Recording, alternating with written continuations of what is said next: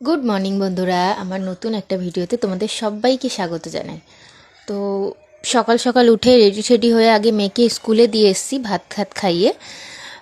তারপর আমি এসে মেয়েকে স্কুল থেকে দিয়ে এসে বসিয়ে দিয়েছি রান্না। এখানে রান্নাতে করছি আলু দিয়ে বাঁধাকপি চিংড়ি মাছ দিয়ে, আর একদিকে করবো মুসুরির ডাল। মেয়ে শুধু আলু সিদ্ধ ভাত খেয়ে গেছে, কোনো তরকারি করা হয়নি, সকালবেলা একটু তাড়াহুড়ো ছিল তাই। তো ওই জন্য এসে আমি আগে তরকারিগুলো করে নিচ্ছি, যেহেতু আরও কিছু কাজ বাকি আছে। তো রান্নাবান্না আমার কমপ্লিট প্রায় মোটামুটি। তা আমি এদিকে করে নিয়েছি স্নান করে আগে আমি পুজো দিয়ে নিয়েছি।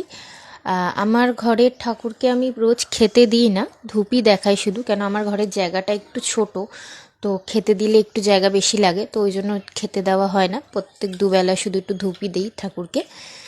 তো পুজো টুজো দিয়ে আমি বসে গেছি একটু খেতে। মেয়েকে বানিয়ে দিয়েছিলাম টিফিনে পরোটা, তো আমার তাড়াহুড়োর চোটে খাওয়া হয়নি, ওই জন্য এখন আমি স্নান করে পুজো দিয়ে একটু খেতে বসেছি।